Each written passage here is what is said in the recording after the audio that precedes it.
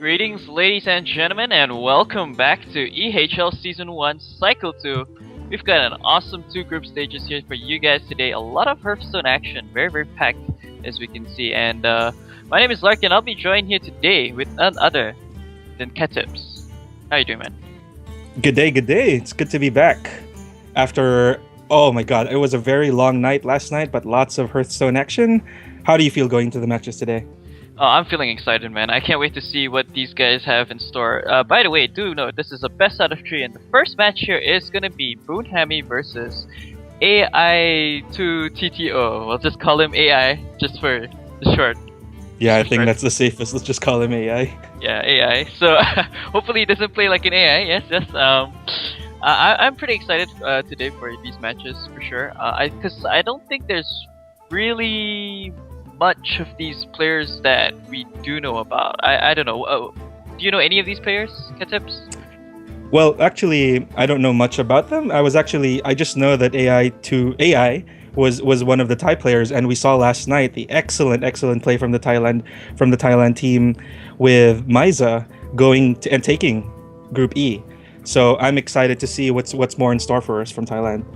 Yep, for sure. So I can't wait to see what these players have in store. Before we jump into this game, what do you think these players are going to be picking as their first deck here?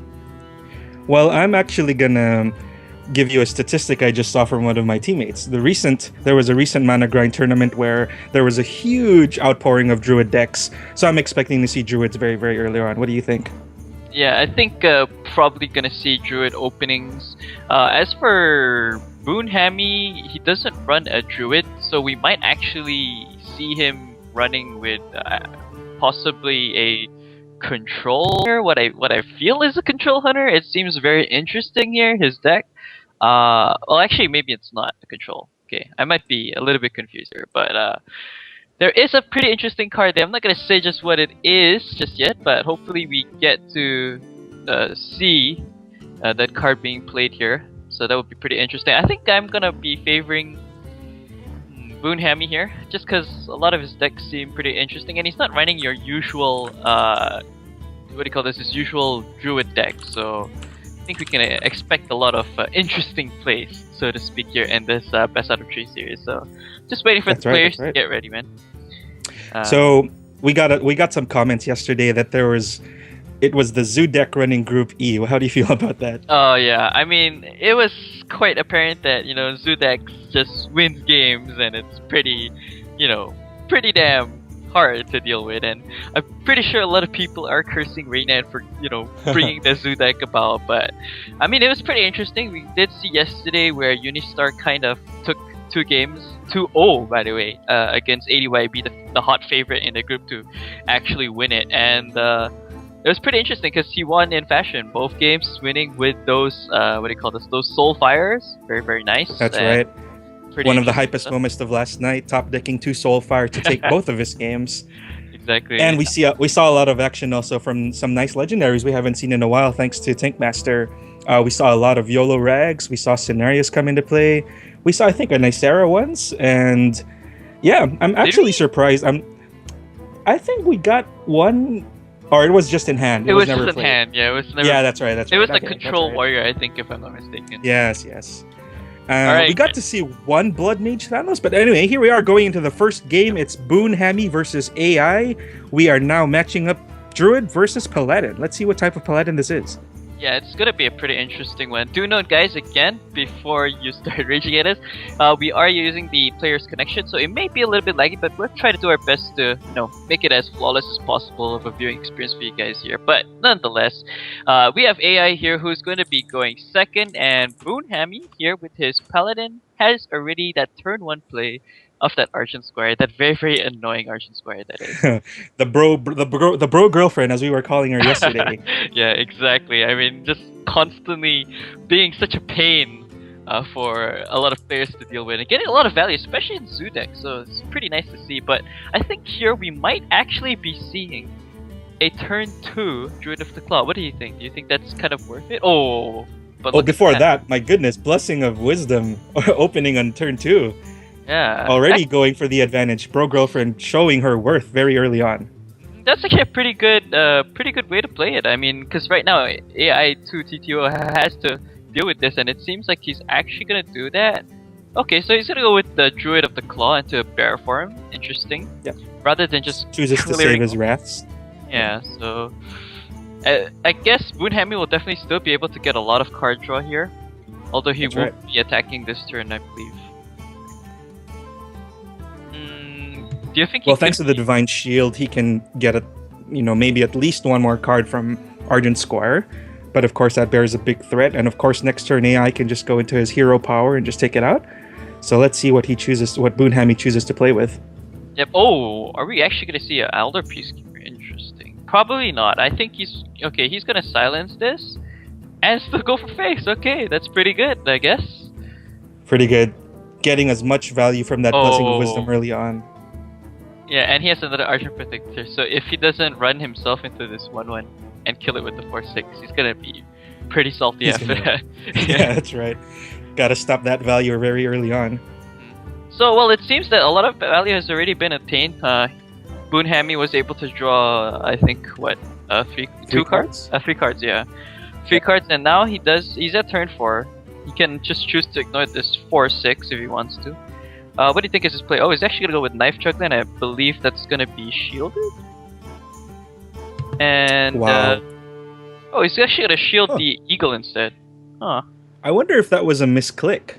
Unless he's choosing to go for the face. I was expecting the shield to go onto the Knife Juggler just to protect it, and since this looks like to be an aggro deck, it looks like. I think you would want to protect your Knife Juggler to get maximum value. Now, AI just gonna take one of his rats and dealing with the Knife Juggler as it sits there, and probably gonna take out the 2/2 with his Druid of the Claw. So he's in a pretty good position, and as we can see, AI choosing to still play Nat Pagel even after the nerf. Yep, it's kind of interesting to see. We do see that some players still prefer their Nat Pagels and such, so not gonna blame them too much. Let's see whether or not the Nat Pagel here is gonna be able to draw one or fish one out for Boonhami. Oh my goodness! Okay, A1. Now we see why Boonhami was putting shield on the owl. He knew that Knife Juggler was gonna get taken out by one or more rats and one or more options from AI, and now we can see the Divine Shield paying off on that owl. Yeah. Unfortunately, just got silenced. It's pretty sad. That's just a gloomy looking 2/1 owl there. He's just like, oh, I'm just gonna stay here, perched on my tree. Poor guy. I don't feel so good today. I'm just gonna sit back for now. Like, damn, what happened here? Okay, so now what do you think his play is? Argent Commander, I believe, or you think he should just take or? Argent Commander is pretty safe just to take out the Keeper. Or actually, I would play it against the 4/3, but well, Boonhami's choosing all the time to go for the face. I think his strategy is just to go for the face as hard as he can. Yep, it seems pretty interesting, but against a Druid, that might actually prove not to be as useful because he's got a lot of taunts. You see in his hand, he already did just get the Druid of the Claw there from the draw. So, what is his choice? Do you actually think he should play? Oh, he's actually gonna go with the Wrath play here, and he's gonna go for the card draw to pop the shield. Mm-hmm. And let's see what he's gonna get. He's gonna. Oh, there we go. The Savage Trees. That combo there. So, turn 9 OTK is complete. That is a solid 14 damage on turn 9 if he chooses to play both Force of Nature and Savage Roar. Right now he is just buffing up his defenses, putting down his second Keeper of the Grove and putting down Sun Fury for the shields up. Let's see what Boonhami is going to do against his defense now in his turn. How is his hand looking like, Clark? Well, he does have a Ragnaros. He does have his Elder Peacekeeper. That's good as well. Lay on Hands is also a very good option. Too bad he doesn't have enough mana for it. He has a Consecrate as well. Probably could use that. Thing is, he has an Acidic Swamp Boost. I guess he could probably just play it since he doesn't really have much of a play here. Do you think he should use Consecration here, even though it's not going to kill anything? Probably depends. Not. It's not much value unless he has some bros on the table as he does now. If he can bring them down to 1 and kill them in the same turn with the bros, then maybe. But I think he could just. I like his play right now. It's a little bit safer. Even if AI chooses to attack the U's, it takes out either of these creatures. So I'm more excited now for Boonhammy's next turn. Of course, we have the YOLO Rag coming up. My favorite card in this tournament so far.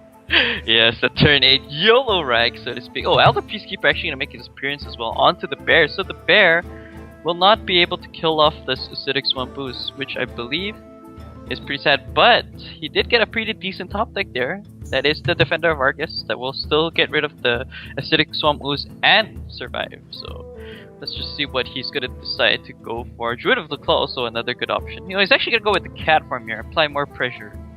And I guess that's pretty fine since he wants to get that damage into the Paladin. But he has to remember that Paladins, they have a lot of heals, and right now in the hand of Boonhammy, he still has that Lay on Hands. As we saw yesterday from Moisa, never count out a Paladin, especially come turn 8, turn 9, when he has all of his options, all of his manner of healing himself back to 30 health. As we know, he ended up in 30 health. So never count out a Paladin with all of his options to heal back to full health.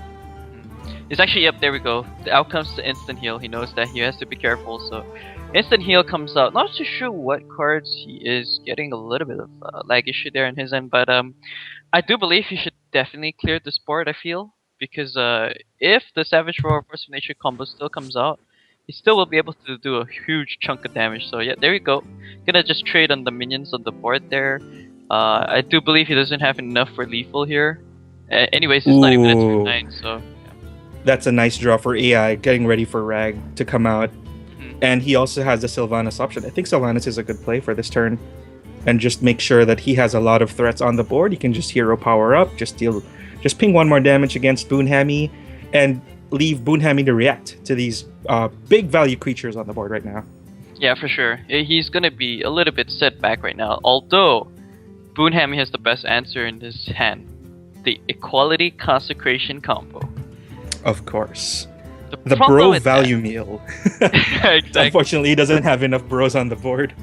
Yeah, the problem is though, like, he will lose his 3-2 if he doesn't run it into Sylvanas right now. Because right. That will definitely snatch that up. So, I guess he is going to be forced to sack his 3-2 here. Do you think actually an Equality Consecrate is worth it here, or do you think he should start applying a little bit more pressure? Because we all know he's probably going to die the next turn. If that's both right, the minions on the board do stay alive, or even one of them. So the thing is, what do you think is the best move for a Boonham here? Quality Consecrate, or just get rid of the minions on the board, or... Well, as we saw yesterday, Sylvanas just even as we saw from Sylvanas in previous seasons, she just makes you change the way how you play. Ooh, I'm not quite so sure about that play. You don't really want to give Sylvanas too many targets that are good value. Just chooses to go for the face. Let's see how AI deals with this. That's some beefy defense. Yep. Boonhammy choosing to keep the Divine Shield. But here comes a swipe that can take out that shield, as well as take out, give him good value, give him a chance to clear out the board for Boonhammy. The thing is, here, I believe he can actually Defender of Argus plus swipe. I think that'd be pretty good. Stop some aggression at least onto his own self, and buff up his creatures a bit so it doesn't die so easily. What do you think? Oh, he's actually gonna go Force of Nature. Wow, interesting play. So I guess AI has had enough. He just wants to get rid of these creatures. So he's gonna pop the shield, I believe, with both the little Trents there. The funny thing here is he won't have his Savage Roar combination anymore with the Force of Nature here, but he can still use it on the minions of the board, so it's not as bad. And he still has a swipe, so he can do a lot of damage nonetheless. And AI probably is aware of the fact that Boonhammy has used his Lay on Hands, so he is not in a good position to repel the rest of his hand at the moment, because next turn AI can just play another Defender of Argus. He has that swipe value. He still has Savage Roar. He hasn't used his Savage Roar, so AI still in a good position to claim this in the next few rounds. Oh, there we go. I think this is an easy Equality Consecrate right now, because there's really nothing on the board for himself, for Boonhammy, I mean. And now he's actually going to go ahead and weapon up and attack face. So now the tables have been turned, and it seems it's a pretty interesting one, because he's down to 7 life, and we all know that Boonhammy still has that Rag in play. Oh wow, that's a very lucky top deck. Yep. It is the age of top decks. Here comes a tree. Let's see if he opts to heal himself up to 12 health with the extra 5 health from the Ancient of Lore. He definitely should heal himself up, but the problem is that in doing so, he doesn't have anything that can protect himself right now. Like, Right. I mean, he can't play anything else, and I don't think he really wants to play the big game hunter, because he's gonna be pretty sad when he sees, oh, he's gonna play it. Okay. No, that's a little unfortunate. Boonhammy must be smiling to himself right now. He has free reign to let the Lord of Hell come out. Oh, sorry, that's Diablo. Wrong Lord of Hell. Yeah, The thunder from down under. Exactly. Now, okay, so here, do you think he should clear the board first, make some way for Ragnaros to just YOLO rag it up right now? I think he can just slash at the big game hunter or throw a hammer at it. That also works. We know paladins like to dual carry and go akimbo with their swords. Yep. And here comes a Silvermoon Guardian for some 3/3 value with Divine Shield. Yeah, it's actually pretty good. And he brings his girlfriend. Yeah, his girlfriend is there as well, and that's pretty good. Now he's gonna swing the face in, I believe, and he's down to 8, so he definitely is gonna be able to clear this because he does have a consecrate in hand, if needed be. But I think he really wants to get Ragnaros out, so it's pretty interesting stuff. I'm actually surprised he didn't play it last turn, because I think the 3/3 and the 1/1 is a good follow up, because AI would have to spend his entire turn dealing with Ragnaros, and then that leaves Boonhammy with the rest of the next few turns to wreak some havoc with these divine shield creatures. I think the tables have been turned pretty fast right now. Yeah, I agree. Like, this is actually pretty bad for Boonhammy because now he can't deal with any of these minions on the board, and he does have lethal next turn with Savage or plus the swipe. That's right. That's right. Boonhammy is gonna have to hope for another top deck of equality. If not, he is probably in the deep end of the pool. Let me just take a quick look at his deck list and see if he is running 2 equalities here. No, he actually only has 1. Okay, so his out is actually not here, and it's looking pretty bad. It is looking pretty bad. It's been interesting. The last few turns have been swinging back and forth, so let's see how Boonhammy would react to this one. Well, he does have a play here. He can weapon up, kill off the 3/4, take 1 damage, and then run everything into that tree there, and then play Consecrate. Interesting. That will definitely save him a bit, but that also gives tremendous value to AI swipe next turn. That'll just take it all out. The thing is, at least he won't swipe the face. Okay, let's see. Does AI have lethal though? If that happens, so okay. So what happens is he attacks into the 3/4.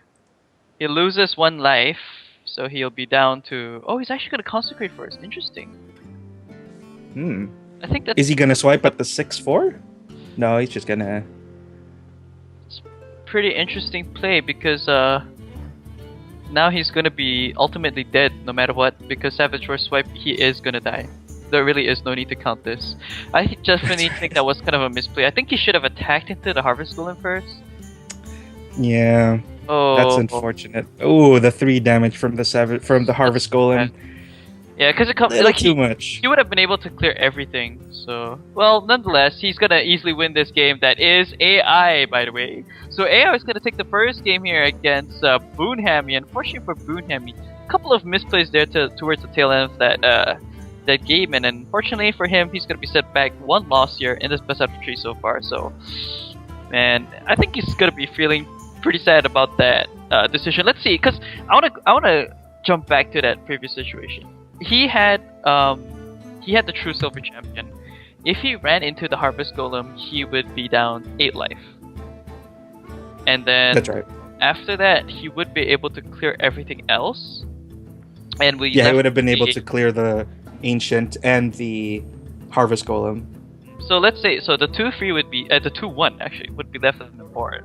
But in hand for AI, he had the swipe and the Savage Roar, so I guess it was either way still enough for lethal.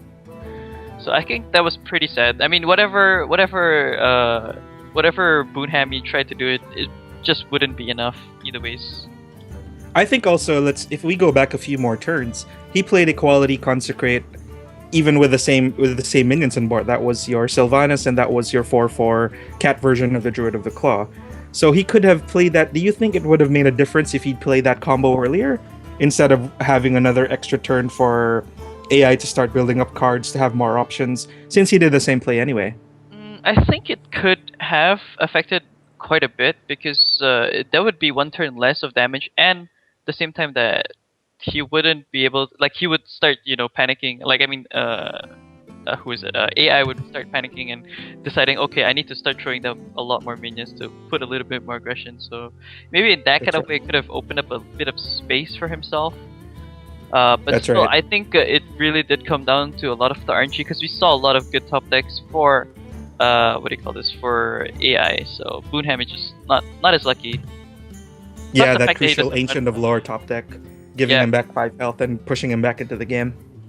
And another problem is he just doesn't run another equality, so that's kind of interesting to see. In my usually you kind of like to run 2 equalities, but never mind. First game, we have the second game here, guys. So again, this is the best out of 3 here. Game number 2 of Boonhammy versus AI2 TTO. We're just gonna call him AI for short, and it's gonna be Boonhammy's Warlock against AI. It's a pretty interesting one. Yep. So, how do you feel about Boonhammy's hand at the moment? Okay, so let's take a quick look at his starting hand. Oh, we see right off the bat, he is gonna be going with the Murloc. That's a Warlock Murloc deck, so that's pretty interesting. Now, we've seen this before, and it did do a pretty good showing. But over here, against the Druid, I'm a little bit skeptical. Well, we all know Murloc is capable of taking out any type of deck in turn 4, turn 5, assuming all of its pieces run. So let's see how Boonhammy's RNG favors him for this game. We see already the Murloc Tidecaller, I believe that is the name being played there. And That's right. Nat Pagel actually gonna make the response here. Now, the Blue Gale Warrior is gonna come to Fruition and deal some damage here. And boom! Bites the dust for Nat Pagel. So the perfect answer now, Nat Pagel. And this is like you mentioned many times why you don't like Nat Pagel. It's just so easily countered now, and it's a little bit sad for AI to not get any card draw of that. He's gonna be forced to take 1 damage there due to the shield. That's right. Murloc Tidecaller is still yeah. strong. Yep. Yeah, Tidecaller is an excellent opening play for a Murloc deck because the rest of as we know, for Tidecaller, he gets a +1 attack for every other Murloc he summons. So the rest of his turns now, whatever he summons in terms of Murlocs, is just going to keep buffing up the Tidecaller. So I think AI's best bet is to just get rid of it right now with a Wrath, just so it stops growing and he can deal with the 1/3 Taunter in a later round. Oh, he chooses to play Harvest Golem instead. That could actually hurt a lot for him because in the hand of Boonhammy there is Old Murkai, but I'm not sure if he wants to play that right now. I guess he could. He does have the Cold Light Seer, and Cold Light Seer is definitely the better play here. That is now a free 4, and well, the thing is, you have to remember at turn 4 there is a swipe, but the thing is, swipe is only going to kill 1 target essentially. So I guess he's pretty happy with that.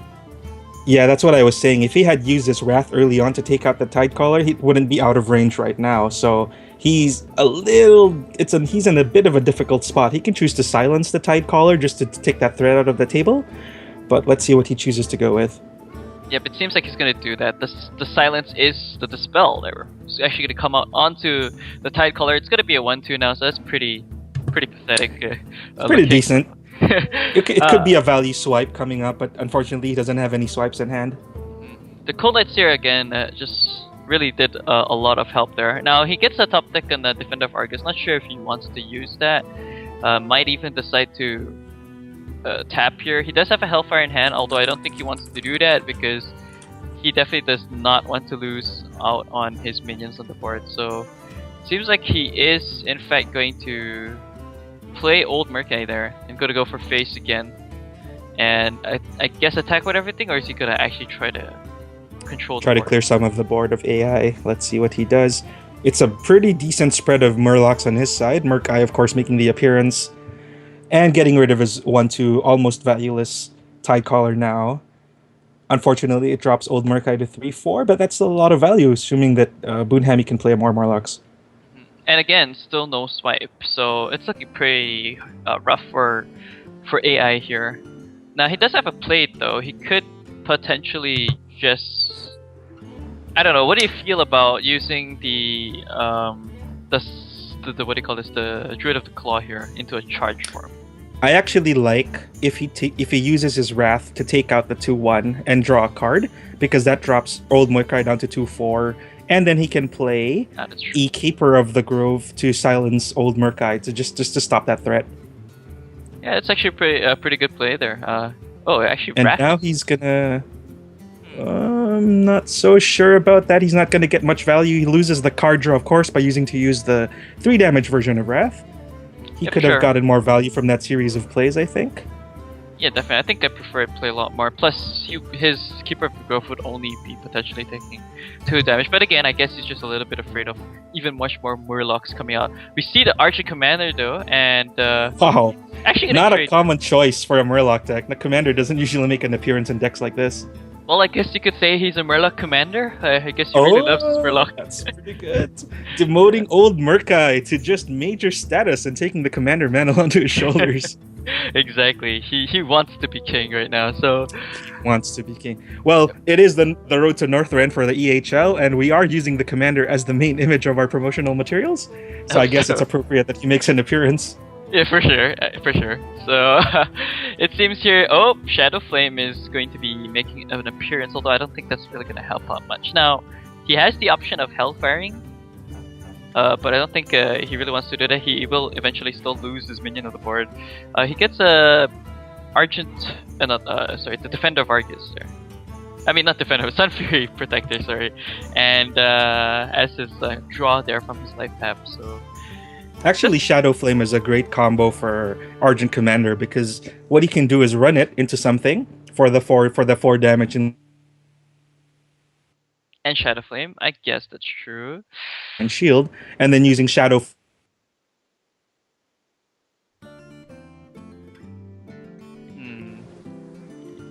But it's not gonna get much value at the moment. Yeah, I don't know. How do you feel? I think him running the Hellfire would be a little bit better, right? Or I don't know. What do you think? Do you think the Hellfire is a better choice here? Oh, he's actually got a Sun Fury Protector, and the turn. I guess that's actually a pretty good play as well, because now he has. That is a lot of defense. Yeah, that is a lot of defense. But the silence. Unfortunately. Yeah, Keeper of the Grove making his appearance again. Now, does he go for face or does he actually kill this? Okay, he's gonna kill it off. Although that will die to the Sun Fury. I would have actually liked... Okay, so...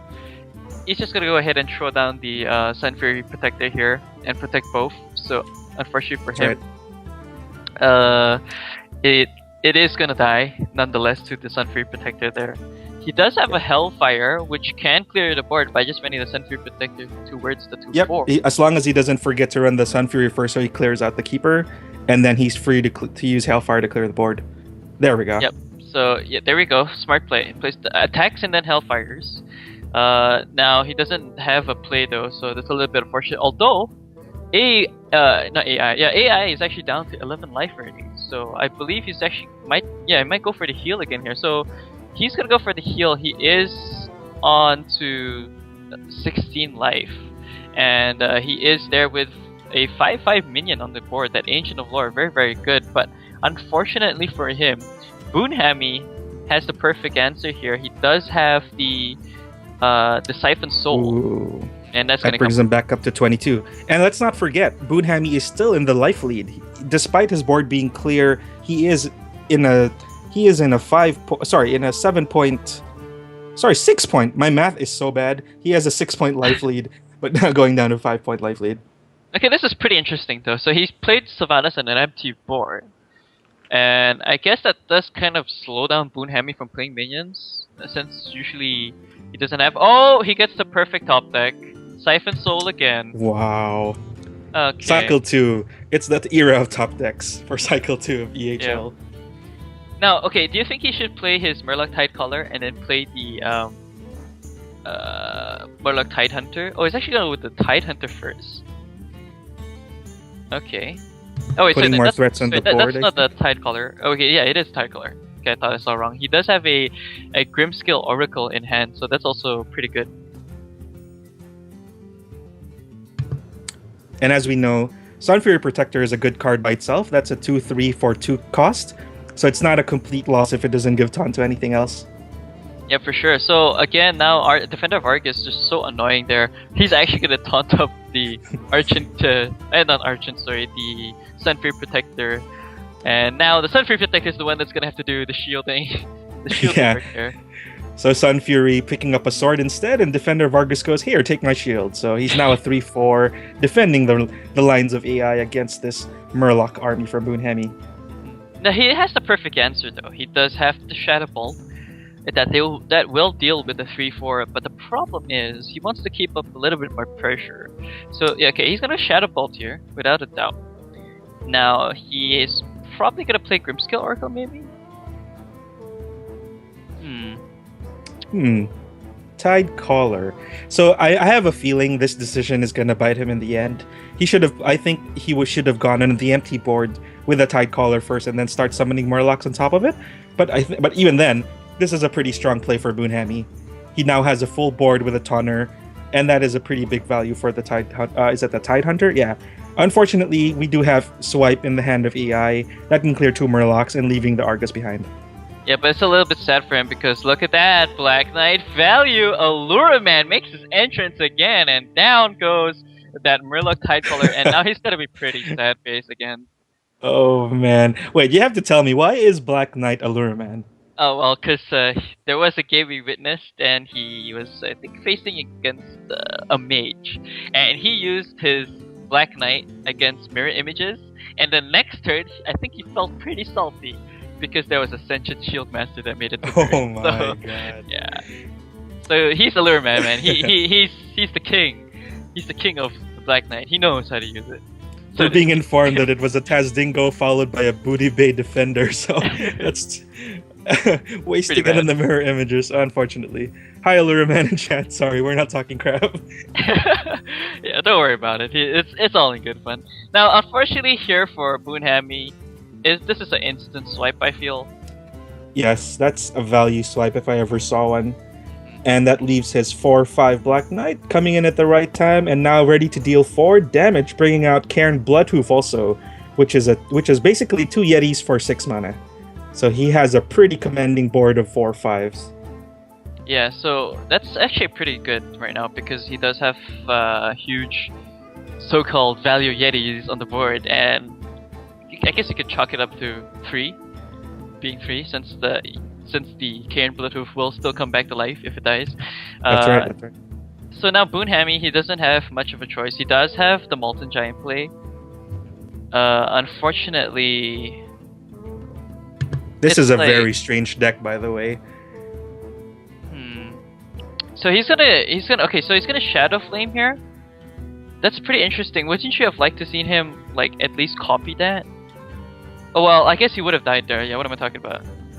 He would have died, so that's pretty true. Yeah.